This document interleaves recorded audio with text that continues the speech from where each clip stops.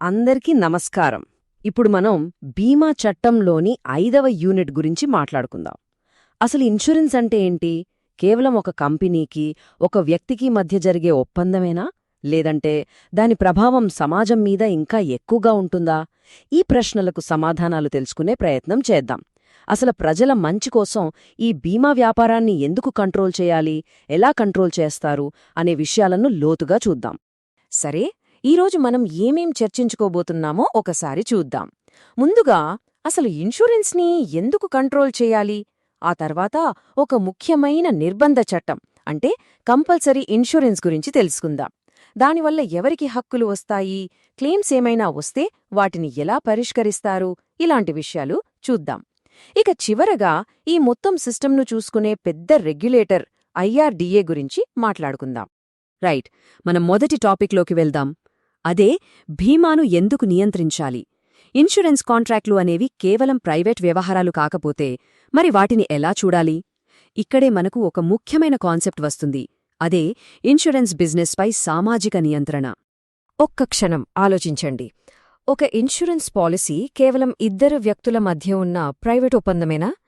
మన లా పరిభాషలో చెప్పాలంటే ఇన్సూరెన్స్ కాంట్రాక్ట్లను ఎడ్హీజన్ కాంట్రాక్ట్స్ అంటారు. అంటే ఏంటి? ఒక పెద్ద కంపెనీ అన్ని రూల్స్ పెడుతుంది, మనం దాన్ని యాక్సెప్ట్ చేయాలి, అంతే. మనకు మార్చే పవర్ ఉండదు. సో ఈ పవర్ ఇంబ్యాలెన్స్ ఉన్నప్పుడు మనం ఈ ప్రశ్న వేసుకోవాలి: ఇన్సూరెన్స్ అనేది కేవలం ఒక ప్రైవేట్ డీలా, లేక దీని వెనుక పెద్ద ప్రజా ప్రయోజనమేమైనా ఉందా? కరెక్ట్ పాయింట్ ఇదే. ఇన్సూరెన్స్ అనేది మన ఫైనాన్షియల్ సిస్టంలో చాలా ముఖ్యమైన భాగం. దాని యొక్క ఆర్థిక భద్రతా వలయంలా ఊహించుకోండి. అది మనల్ని వ్యక్తిగతంగా కాపాడటమే కాదు, మొత్తం ఎకానమీకి ఒక స్థిరత్వాన్ని ఇస్తుంది. ఇప్పుడు ఆలోచించండి, ఆ వలయం సరిగ్గా లేకపోతే, బలహీనంగా ఉంటే, అప్పుడు సమాజంలో బలహీన వర్గాల వారికి రక్షణ ఉండదు, వాళ్ళు కింద పడిపోతారు. అందుకే ఆ వలయం బలంగా, న్యాయంగా ఉండాలి. అందుకోసమే పర్యవేక్షణ అంటే ఒక కంట్రోల్ అనేది అవసరం.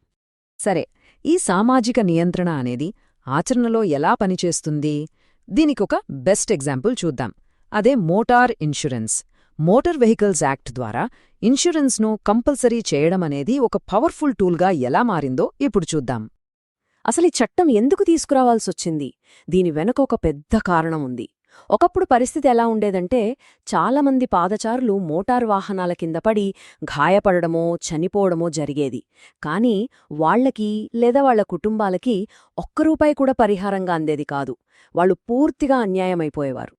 ఈ సమస్యను పరిష్కరించడానికే ప్రభుత్వం లయబిలిటీ ఇన్సూరెన్స్ అనే కాన్సెప్ట్పై ఫోకస్ చేసింది. ఇది చాలా ఇంపార్టెంట్ పాయింట్. లయబిలిటీ ఇన్సూరెన్స్ అంటే డ్రైవర్కి లేదా అతని బండికి అయినా నష్టం కాదు, ఆ డ్రైవర్ వల్ల వేరే వాళ్లకి అంటే మూడో వ్యక్తికి జరిగిన నష్టాన్ని కవర్ చేసే పాలసీ. అందుకే దీన్ని థర్డ్ పార్టీ లయబిలిటీ ఇన్సూరెన్స్ అంటాం. మరి మోటార్ వెహికల్స్ యాక్ట్ ఈ సమస్యకు ఒక పక్క పరిష్కారం చూపింది. ఎలాగంటే, రోడ్డు మీద తిరిగే ప్రతి వాహనానికి third party liability insurance compulsory చేసింది. దీనివల్లేమైంది? బాధితులకు ఒక భరోసా వచ్చింది. అంటే యాక్సిడెంట్ అయితే పరిహారం చెల్లించడానికి ఖచ్చితంగా ఒక ఇన్సూరెన్స్ కంపెనీ ఉంటుందని గ్యారంటీ వచ్చింది. అంతేకాదు, ఎవరైనా చనిపోయినా, గాయపడినా కవరేజ్ ఉంటుంది. ఇంకా మూడో వ్యక్తి ఆస్తికి ఏమైనా డ్యామేజ్ జరిగినా 6,000 రూపాయల వరకు కవర్ అవుతుంది. ఓకే, కంపల్సరీ ఇన్సూరెన్స్ అనేది ఒక సేఫ్టీ నెట్ను క్రియేట్ చేస్తుందని మనకర్థమైంది. కానీ ఆ నెట్ ఎవరికోసం? ఈ మొత్తం సిస్టంకు కేంద్రబిందువు ఎవరు? ఇప్పుడు మనం ఆ అమాయక బాధితులు అంటే థర్డ్ పార్టీల హక్కుల గురించి మాట్లాడుకుందాం. ఇంతకీ ఈ థర్డ్ పార్టీ అంటే ఎవరు? సింపుల్గా చెప్పాలంటే, ఇన్సూరెన్స్ కాంట్రాక్ట్లో లేని వ్యక్తి అంటే వాహన యజమాని, ఇన్సూరెన్స్ కంపెనీ, వీళ్ళిద్దరూ కాకుండా ప్రమాదం వల్ల నష్టపోయిన వ్యక్తి.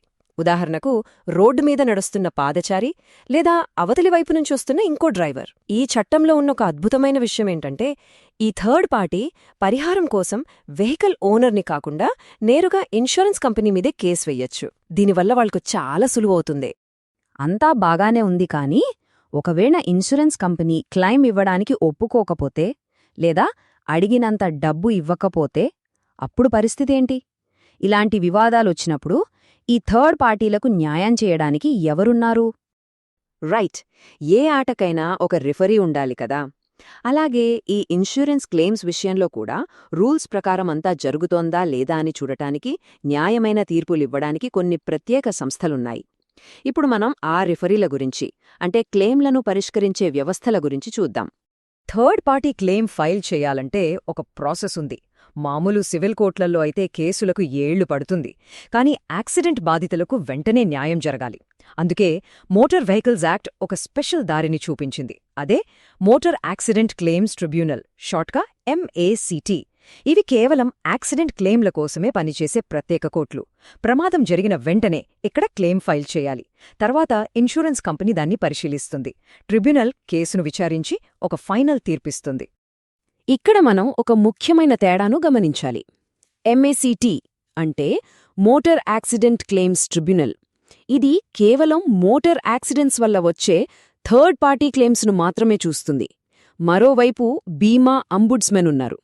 ఈయన వ్యక్తిగత ఇన్సూరెన్స్ పాలసీలకు సంబంధించిన గొడవలను చూస్తారు. అంటే క్లెయిమ్ రిజెక్ట్ చేయడం, డబ్బులివ్వడంలో ఆలస్యం చేయడం లాంటివి. దీనికి ఒక లిమిట్ కూడా ఉంది, 20 లక్షల వరకు మాత్రమే. సో సమస్యను బట్టి మనం సరైన చోటికి వెళ్ళాలి. అప్పుడే త్వరగా న్యాయం జరుగుతుంది. ఇప్పటిదాకా మనం కొన్ని ప్రత్యేక చట్టాలు, ట్రిబ్యునల్ల గురించి మాట్లాడుకున్నాం. ఇప్పుడు కొంచెం జూమ్అవుట్ చేసి చూద్దాం. ఈ మొత్తం ఇన్సూరెన్స్ ఇండస్ట్రీని కంట్రోల్ చేసే, డైరెక్షన్ ఇచ్చే ఒక పెద్ద సంస్థ ఉంది. అదే IRDA. ఇప్పుడు దాని గురించి తెలుసుకుందాం. మన దేశంలో ఇన్సూరెన్స్ రెగ్యులేషన్ అనేది ఒక పెద్ద ప్రయాణం. చూడండి, 1938లో మొదటిసారి ఒక సమగ్రమైన చట్టం వచ్చింది. ఆ తర్వాత 1956లో చాలా ప్రైవేట్ కంపెనీలు ఫెయిలవడంతో ప్రభుత్వం లైఫ్ ఇన్సూరెన్స్ బిజినెస్ను జాతీయం చేసి LICని ఏర్పాటు చేసింది. ఇక 1999లో దేశంలో ఆర్థిక సంస్కరణలు వచ్చాక మళ్లీ ప్రైవేట్ కంపెనీలను అనుమతించారు. అయితే ఈసారి మార్కెట్ని కంట్రోల్ చేయడానికి IRDA అనే ఒక స్వతంత్ర సంస్థను ఏర్పాటు చేశారు. అంటే ప్రతి మార్పు వెనుక ఆ కాలానికి అవసరమైన ఒక కారణముంది.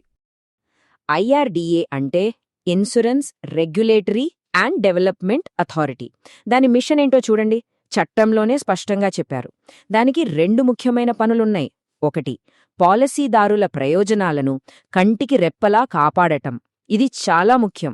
2, ఇన్సూరెన్స్ ఇండస్ట్రీ సరిగ్గా, ఆరోగ్యంగా పెరిగేలా చూడటం. ఈ రెండింటినీ బ్యాలెన్స్ చేయడమే IRDA యొక్క ప్రధాన బాధ్యత. ఈ IRDAకి సెక్షన్ 14 కింద చాలా అధికారాలున్నాయి. ఉదాహరణకు, కొత్త ఇన్సూరెన్స్ కంపెనీలకు లైసెన్స్లివ్వడం, సరిగ్గా పని చెయ్యకపోతే వాటిని రద్దు చేయడం, పాలసీదారుల హక్కులను కాపాడటం కోసం రూల్స్ పెట్టడం, క్లెయిమ్స్ సరిగ్గా సెటిల్ అవుతున్నాయో లేదో చూడటం. అంతేకాదు, కంపెనీలు కేవలం పట్టణాల్లోనే కాకుండా గ్రామీణ ప్రాంతాల్లో కూడా బిజినెస్ చేయాలని చెప్పే అధికారం కూడా ఉంది. వివాదాలు పరిష్కరించడం, కంపెనీల దగ్గర క్లెయిమ్స్ చెల్లించడానికి సరిపడా డబ్బు ఉందో లేదో చూసుకోవడం, ఇలా చాలా పవర్స్ ఉన్నాయి. వీటన్నిటి వల్లే IRDA అనేది చాలా శక్తివంతమైన సంస్థ. సరే, మనం ముగించే ముందు ఒక ఆసక్తికరమైన ప్రశ్నతో ముగిద్దాం. మన చుట్టూ ప్రపంచం వేగంగా మారుతోంది. టెక్నాలజీ పెరిగింది. డిజిటల్ ఇన్సూరెన్స్, సైబర్ రిస్క్స్, వాతావరణ మార్పుల వల్ల వచ్చే కొత్త నష్టాలు, ఇలా ఎన్నో కొత్త సవాళ్లు మన ముందున్నాయి. మరిలాంటి పరిస్థితుల్లో మన రెగ్యులేటర్ కూడా మారాలా వద్దా? నిన్నటి రోజున రాసుకున్న చట్టాలు రేపటి ప్రమాదాల నుంచి మనల్ని కాపాడగలవా?